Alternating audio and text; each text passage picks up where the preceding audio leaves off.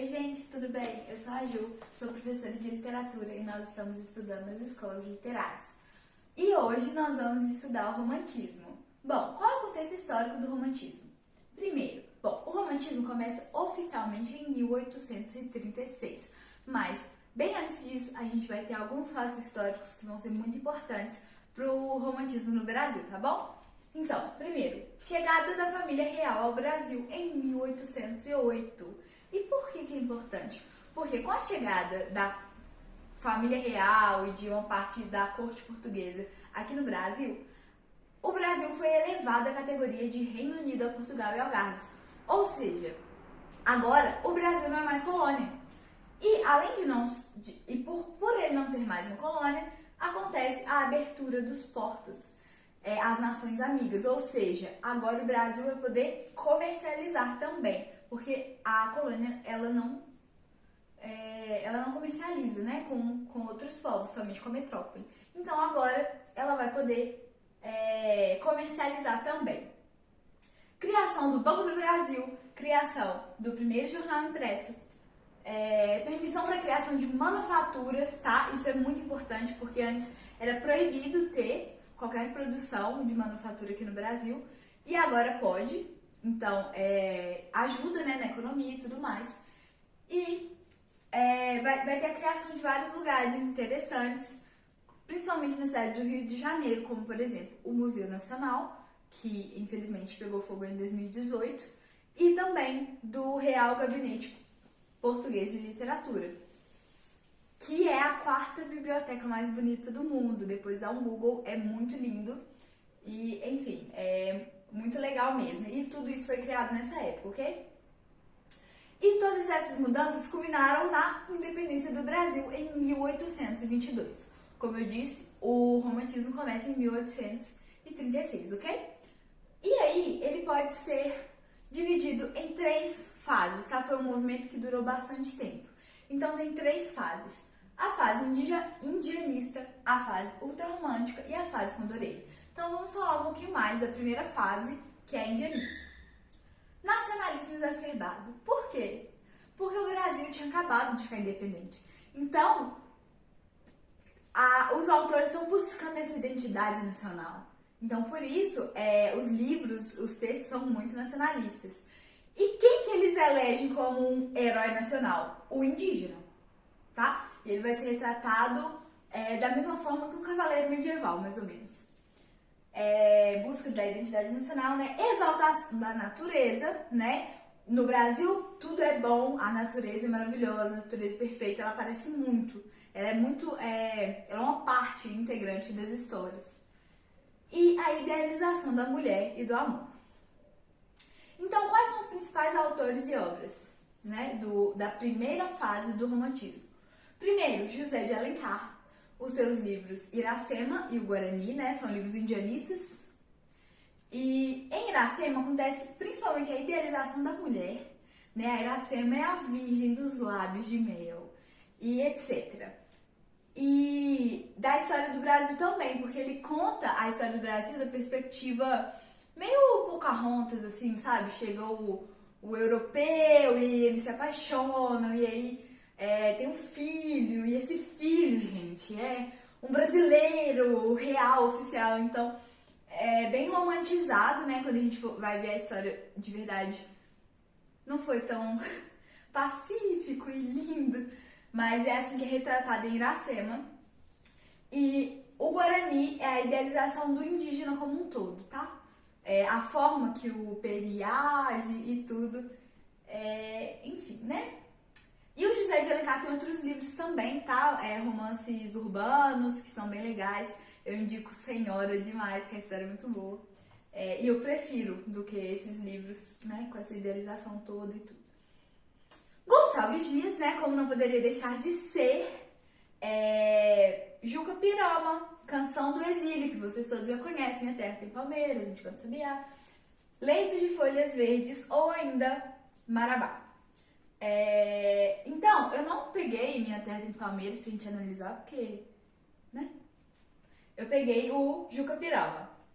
Então, o que tá de verde são referências à natureza e o que tá de vermelho é a exaltação do indígena e da identidade nacional, tá? Então vamos lá. No meio das tabas de amenos verdores, cercadas de troncos, cobertas de flores, alteiam-se os tetos da altiva nação. São muitos seus filhos, nos ânimos fortes, temíveis na guerra, que em densas cortes, para quem não sabe, é uma parte da organização do exército romano, ou seja, né, soldados fortes, valentes, assombram das matas a imensa extensão. São rudos, severos, sedentos de glória, já prélios incitam, já cantam vitória, já meigos atendem à voz do cantor. São todos timbiras, e no Juca-Pirama ele fala de várias tribos indígenas, é porque isso é só uma parte, é um poema gigante. Guerreiros valentes, seu nome lavoa na boca da gens, condão de prodígios, de glória e terror. Então, timbiras, fortes, valentes, guerreiros, e também fala da natureza, tá? Vamos lá. Segunda fase ultra romântica, geração mal do século. E por quê? Porque os escritores da época, além das histórias da época serem muito tristes, na Europa vai começar com os sofrimentos do jovem Werther, no final ele se mata. Spoiler, mas, né, gente? Então, eles vivem muito essa ideia de sofrer por amor e de uma vida muito boêmia, né? De ficar bebendo até de madrugada. Muitos deles morreram de tuberculose ou com problemas por causa da bebida. E muito jovens, tá? Morreram com, 21 anos, por aí. Então, vamos lá. Exaltação da morte, o que não deixa de ser irônico, né? Já que eles morreram muito jovens. Sofrimento por causa do amor, uma dor de cotovelo intensa. Tédio e insatisfação com a vida. Pessimismo. Ela nunca vai gostar de mim, ela nunca vai me amar. Fuga da realidade, eles ficam querendo voltar pra infância, eles ficam querendo se perder num tipo de sonho, num tipo de delírio. Individualismo, sempre focado muito no eu, nos meus sentimentos. E quais são, então, os principais autores e obras da segunda fase do romantismo?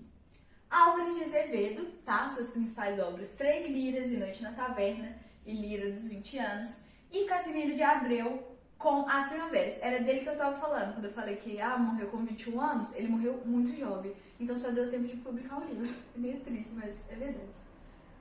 Então, vamos ver primeiro um poema de amor, tá? É só uma parte, como eu já digo. É difícil trazer poemas inteiros, porque às vezes eles são muito grandes, tá?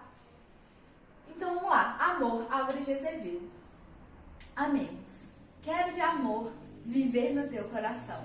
Sofrer e amar essa dor. Pode ver que apesar dele querer amor e querer viver com ela, ele sabe que dói. Que desmaia de paixão. Na tua alma, em teus encantos, e na tua palidez e nos teus ardentes prantos, quero em teus lábios, em teu lábio beber os teus amores do céu. Quero em teu seio morrer. No enlevo do seio teu. Quero viver de esperança. Quero tremer e sentir. Na tua cheirosa trança. Cortou aqui, mas quero dormir. Um negócio assim. Então, olha só. Ele, por mais que ele tá com a amada e tudo, o que ele fica pensando o tempo todo? Morrer. Então, morrer com ela, assim, de preferência, né? Então, assim, apesar de ter o amor, é sempre um amor muito sofrido e sempre uma vontade de escapar, de morrer. E agora vamos ver o poema Meus 8 Anos, tá? Do Casimiro de Abreu. Oh, que saudade que tenho da aurora de minha vida. Mas ele, né? Tinha o quê? 18 anos. Da minha infância querida, que os anos não trazem mais. Que amor, que sonho, que flores. Naquelas tardes fagueiras, à sombra das bananeiras, debaixo dos laranjais. Oh, dias da minha infância, oh, meu céu de primavera, que doce a vida não era nessa risonha manhã. Em vez das mágoas de agora, eu tinha nessas delícias de minha mãe, as carícias e beijos de minha irmã. Então, qual é a principal característica aqui? Escapismo. Vontade de viver num delírio. Vontade de voltar a uma coisa que não é mais alcançável, tá? Então essa é a segunda fase do romantismo. E por último, mas não menos importante, tô até cansada de falar, nós temos a geração condoreira. O que é condoreira? Condor é uma ave que vive nos Andes, tá? E ela voa bem alto. E é por isso que eles se chamaram assim. Porque eles queriam se associar com um pensamento do alto, um pensamento acima, além. Eles se inspiravam muito em Os Miseráveis, tá? Do Victor Hugo. E as principais características são a busca pela liberdade e uma certa consciência social, tá? Dos poetas. Poesia social e tudo. Quais são os principais autores e obras? Primeiro, Castro Alves, que também ficou conhecido como poeta dos escravos por causa do seu poema Navio Negreiro. Espumas Flutuantes é um livro, tá? Poema, livro, Cachoeira de Paulo Afonso e os Escravos. Navio Negreiro tá em Os Escravos, tá? É parte desse livro. E também o Sousândrade, com Harpas Selvagens e o Guesa. O Guesa é uma lenda indígena que ele vai adaptar para fazer o seu livro. E o Sousândrade, ele queria ser identificado como Shakespeare, por isso que ele faz isso, porque o nome dele é Souza Andrade, ele junta porque tem as mesmas letras de Shakespeare e ele diz que ficou até bem parecido. Pelo menos na opinião dele era bem parecido. Souza Andrade e Shakespeare. Tá. Ok, então vamos ver aqui alguns trechos do poema Navio Negreiro. Bom, já aviso. Esse poema, ele é muito pesado, ele é muito triste, tá? Então, justamente por retratar, né, gente, um navio negreiro, que também é conhecido como navios tumbeiros, de tantas pessoas que morriam lá, e um sofrimento, né, muito grande também. Então, eu tirei algumas partes, como eu disse, é um poema enorme, mas eu tirei algumas partes pra gente analisar. Era um sonho dantesco, o tombadilho, que das luzernas a vermelho brilho, em sangue a se banhar, tinir de ferros e salar de açoite, legiões de homens negros como a noite, horrendos a dançar. Dantesco, para quem não sabe, quando usa essa palavra, é uma referência a Dante Alighieri, que escreveu a Divina Comédia, e o livro mais famoso da Divina Comédia, né, que são 3, é Inferno. Então, quando fala uma coisa dantesca, é uma coisa infernal. Banhados em sangue, né, tinir de ferros e salar de açoites. E fala que eles estavam dançando, né? Na verdade, eles estavam sendo chicoteados. No entanto, o capitão manda a manobra, e após, fitando o céu que se desdobra, tão puro sobre o mar, diz do fumo entre os densos nevoeiros: vibrai rijo o chicote, marinheiros, fazei-os mais dançar. Ou seja, aqueles que estavam lá chicoteando estavam se divertindo com isso, com a dança dos escravos que estavam sendo torturados. E ri-se a orquestra irônica e estridente, e da roda fantástica a serpente faz doudas espirais. Qual num sonho dantesco, de novo, as sombras voam. Gritos, ais, maldições, preces ressoam. Aqui cortou, mas e ri-se Satanás. Ou seja, ele mostra o horror que acontecia no navio negreiro também, né, de certa forma, uma crítica à escravidão também. Então, essa é a geração condoreira, tá? Que faz muito essa poesia social voltada para libertação das pessoas. Então, gente, esse foi o romantismo. Eu vejo vocês na próxima semana com a próxima escola literária. Tchau, tchau!